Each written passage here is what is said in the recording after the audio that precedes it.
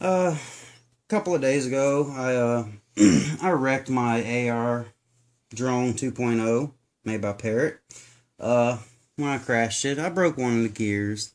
I have not seen many good close-up how-to videos of how to replace it, and a good look at the motor and everything. A good look at the inside of the motor itself, just so you know what is spinning it and what is spinning it between 20 and 40,000 RPM and breaking shit.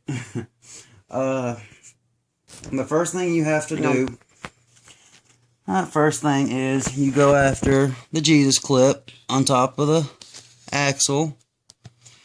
I've been told to get the tool because it's easier, but honestly, get a really small flathead screwdriver, and it gets right up under that Jesus clip, right where that little hook is, right where there's a little space for it to go, and it just takes it right off.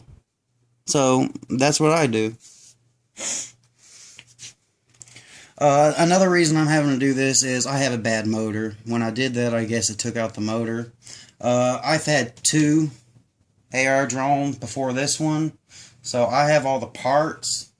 This is what the computer inside actually looks like. I'm missing one part. So just in case you're curious what the computer inside looks like, it's this right here. This is your ultrasound detector. This is your main board. This is your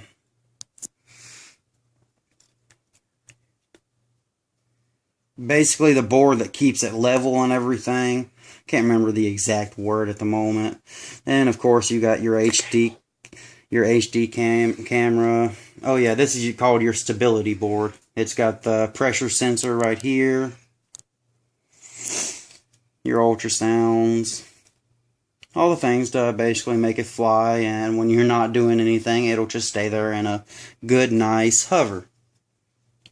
But the main reason we're doing this today is just to show how to change out a motor and change out from completely taking a Jesus clip off to the axle and everything.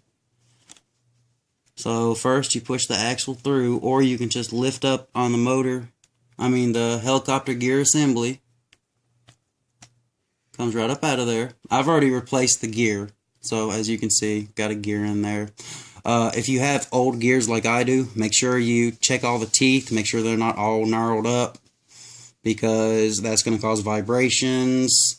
The more vibrations, the more wear, the sooner you're going to have to replace stuff. I just have a shorted out motor. When I try to plug it in with this motor on it, it will not do. All it is 3 screws on the front, on the top, as you can see, and then 2 right here, 1 right there, 1 right there.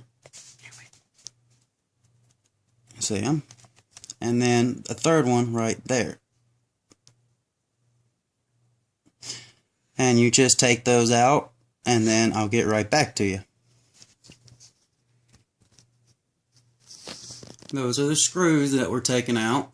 The sharp ones are the ones that go into the plastic. The flat ones are the one that goes into the motor. Before I'm going to go ahead and show you how to take this motor out. You first have to get the motor itself out, and then you have to take this and twist it and come out. That motor's dead. That one I'll be recycling for parts, the armature.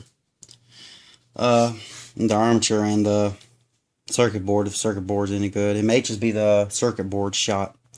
But one thing I get a question a lot is, what does the inside of these motors look like? Well, one thing is, they're brushless, and they have bearings. They spin at between 20,000 and 40,000 RPM to get the motors. This is called the armature. This has a solid state magnet in the center of it.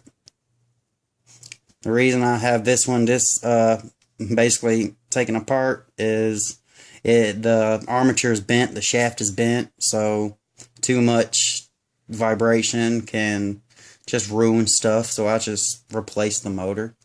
And see, it goes, watch how it just snatches it out of my hand. This is how powerful this motor is. Just snatches it right out of my hand. Ah, there's my problem. But it's just that this is billet aluminum right here. That goes down. Once you take it out, you have to seat the bottom part of the armature and its bearing. It's got a top and a bottom bearing. So that's the motor itself. And now here's our new motor. First thing, when you're getting a new motor and you're about to install it, you want to spin it, make sure there's no bend in the armature. You want to look pretty much the whole motor over just to make sure there's no scratches or anything, especially if it's a used motor. Mine, the ones that I have, the first one I crashed so many times that I really don't like using the motors out of it. And the second one I had maybe a week, and then it fell from 75 feet because it was flying really fast this way. It was a windy day, and then when it went to stop, it went completely vertical like this. And when it did, the rotor stopped and it just fell about 75 feet, causing the computer is actually suspended inside on this part right here. This plastic part actually bolts to this part. And when it hit, the battery was on top, so the battery helped give it, and it pushed down, and you can actually see a bend in the VGA camera. See that bend? The fall from 75 feet did that, and it just killed it. But this is how we put a new motor in. You got to start by putting the circuit board in sideways, then putting the motor up in through. You got to get the gear just right to fit up through the little hole. It's not the easiest task, but it will be done.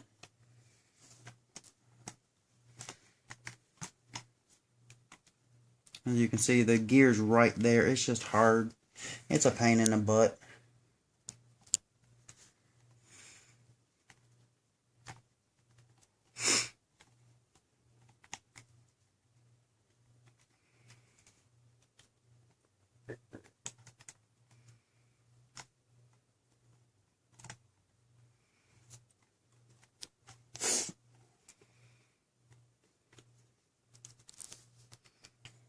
Once you get it in, you see the gear comes through. You just repeat the process with everything's through.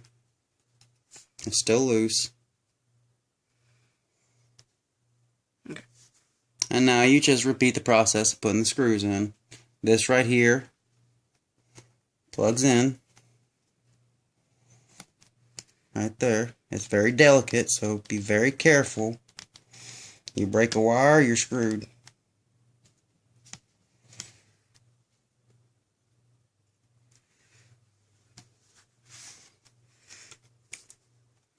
Okay, be right back. Okay, we've gotten the motor put back in place. All the screws are in, as you can see.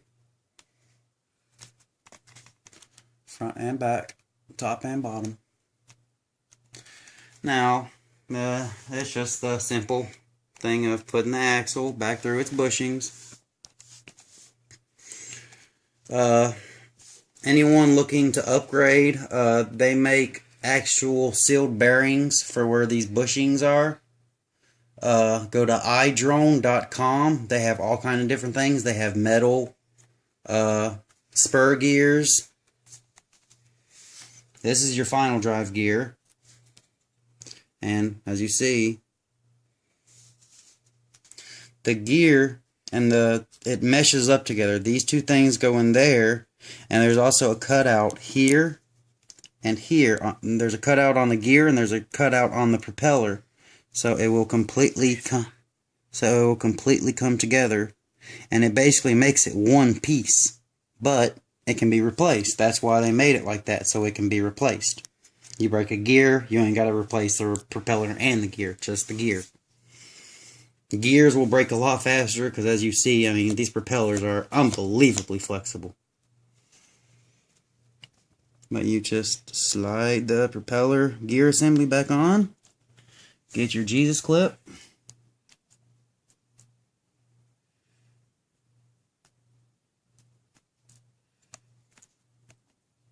Jesus clips are very finicky, so you got to be very careful with them, or you'll lose one. I've already lost one tonight.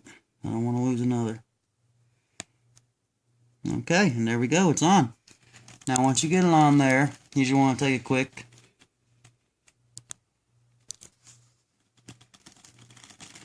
time, make sure everything's spinning right.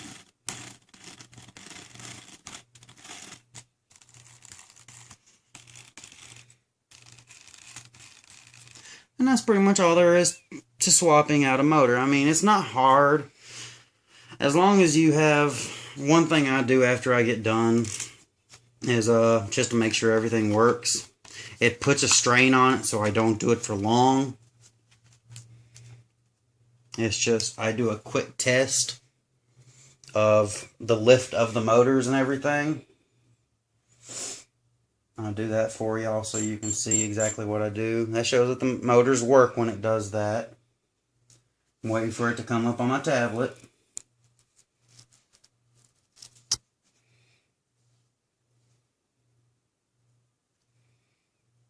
Connected to the AR drone.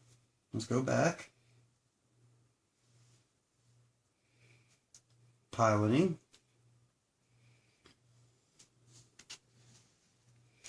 You want to lift it up about right there. Keep a good hold of it and press takeoff. It's gonna fight you.